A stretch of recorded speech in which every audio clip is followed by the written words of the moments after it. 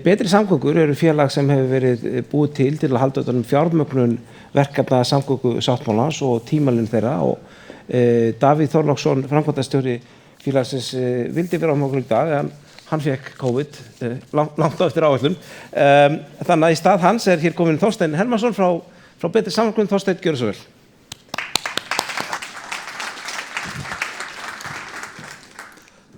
Já, takk fyrir. Frábær fundur, bara rosalega gaman að fá að taka þátt í þessu þó að það hefði verið gott að hafa Davíð sjálfan til að kynna þetta. Þá hleyp ég í skarðið. Virkilega áhugavert öll þessi erindi og annað og kannski bara við erum alltaf að vinna með þessa samþættingu samgöngumála og skipulagsmála og það birtist svo greinilega í öllum erindunum hérna í dag hvað þetta vel samþætt og hvað þarf að vera vel samþætt þar að segja. Við skulum vona að verði það líka. Það renna bara hratt yfir sögu. Hérna mynd sem var sýnd hér í morgun líka, þar sem að þessi fínu hópur undirritaði samgöngusáttmála. Það stendur þarna á glærinu fyrir aftan, 9 tímar í samgöngum á höfuðborgarsvæðinu, sáttmála uppbyggingu fyrir fjölbreyttar samgöngur. Og það lýsir þessu bara nokkuð vel og líka það bara hvað var verið að leggja áherslu á þegar þessi sáttmáli var gerður. Betri samgöngur eins og fram hefur komið voru stofnaðar á grundvelli samgöngusáttmálans sem opinbert hlutafélag í eigu ríkissjóðs og 6 sveitarfélaga til þess að hrinda þessum verkefnum í framkvæmd og fylgja þeim eftir í gegnum allt ferlið næstu 15 árin eða svo. Það má kannski segja að þetta eru svona debit og kredit. Þetta eru 2 hliðar sem við erum að vinna með. Það annars vegar fjárfestingahliðin sem stærsti hlutin 45% í stofnvegi, 42% af heildarfjárfestingunni ætlaður í borgarlínu, 7% í virka ferðamáta og 6% í öryggi og flæði, alls 120 milljarðar á virði ársins 2019. Og á fjármögnunarhliðinni það ríkið sem leggur til 25%, sveitarfélögin leggja til 13%, Keldnalandið áætlað að leggja inn 13% og flýti og umferðargjöld verði þau lögð á 50% til þess að, og þið sjáðu að summan svo sama þarna næst niðri í þessum bókfærslu reikningum. Ég ætla bara aðeins að renna yfir þessa þætti, bæði fjárfestingamegin og fjármögnunarmegin, eldsnöggt. Í stofnvegunum þetta svona 10, 11, 12 verkefni eftir hvernig við skiptum þessu upp í lotur og þegar við í raun og veru heyrt töluvert þau hér í dag, hvað var það stokkaverkefnin og svo framvegis, en þetta eru gríðarlega metnaðarfull verkefni sem að ráðast í á vettvangi samgöngusáttmálans og þau eru nú þegar farin af stað. Það lokið í raun og veru 3 verkefnum af þessum og það 4. að fara í útboð sem Vesturlandsvegur Langatanga Hafravatnsveg. Arnarnesvegur var kynntur á fundi í gær, þar verkkönnun í gangi og stefnt að því að fara af stað í framkvæmdir síðar þessu ári. Reykjanesbraut Bústaðavegur, þar frumdrög að klárast og verða kynnt vonandi fljótlega. Varðandi Sæbrautarstokkinn, þar mat á umhverfisáhrifum og verkkönnun að hefjast. Suðurlandsvegur, milli Norðlingavaðs og Bæjarháls, þar að fara fram frumdrög og mat á umhverfisáhrifum að klárast í raun og veru. Og svo framvegis. Þannig að þetta eru verkefni sem eru lengri inn í framtíðina, það raun og veru hægt að segja að það allt undirbúningur allra þessa verkefni farin af stað og einhverjum þeirra lokið nú þegar. Næststærsti hlutin af samgöngusáttmálanum borgarlína sem hefur verið mikið rætt hér í dag og samspil hennar við aðra uppbyggingu.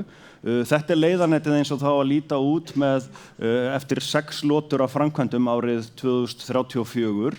Við erum stödd þar að það áherslan enn sem komið algjörlega á fyrstu lótuna sem Ártúnshöfði Hlemmur Hamraborg, þessi leið sem þið sjáuð á kortinu og búið að fjalla hér í dag.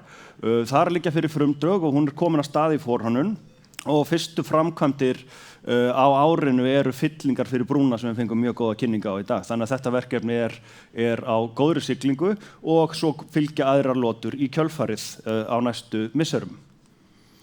Sveitarfélögin og ríkið settust niður fljótlega eftir að samgöngusáttmála var undirritaður og gerðu sér sameiginlega framtíðarsýn hjólanet höfuðborgarsvæðisins, hvernig við byggjum upp þessa sameiginlegu innviði fyrir svæðið í heild og það lítur svona út og þar hefur gengið ágætlega að komast af stað.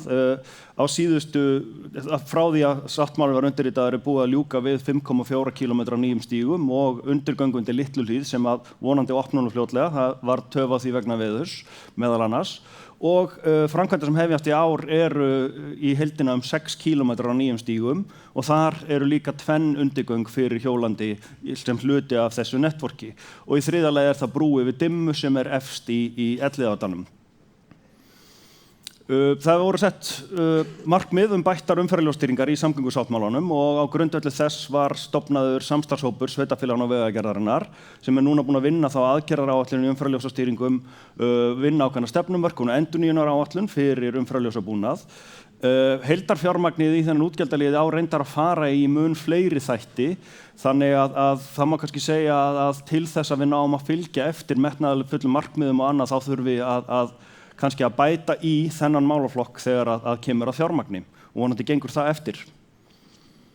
En ef við snúum okkur að fjármögnunni sem hin hliðin á peningnum, ef við ekki segja það, að fyrsta lagi þá náðist í fyrra var undirritað samningur við hluthafa fjármagnsskipan og sem sagt hluthafar eru farnir að greiða sín framlög í samræmi við samgöngusáttmálans til betri samgangna og það bara í raun og veru hefur haft sinn gang og ljómandi gott.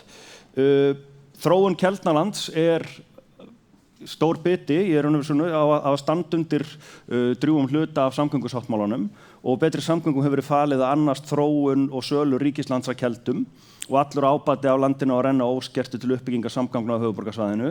Þarna farin að stað forsendugreining og rannsóknir á tilteknum umhverfis- og samfélagsþáttum byrjaði mitt ár í fyrra og þetta eru alls 115 hektarar sem eru þá Keldur og Keldnaholt sem eru undir og gríðarlega spennandi svæði á þessum forsendum líka að þetta verði borgarlínu hverfi eins og svolítið hefur verið talað að þetta sé kannski eitthvað öðruvísi og annað heldur en við höfum verið að byggja hingað til. Flýti og umferðargjöld eiga að standa undir helmingi fjárfestinga sáttmálans verði ákveðið með lögum að leggja slík gjöld á. Það þarf alltaf að taka það fram mjög skýrt og greinilega og það nokkuð skýrt í samgöngusáttmálanum að gjöldin eiga að tryggja nauðsynlega fjármögnun en þau eiga leið að stuðla ákveðnum markmiðum að hraða framkvæmdum, létta á bílaumferð, draga úr útblæstri og mengun og styðja við breyttar ferðavinnu til og frá vinnu á háannatímum.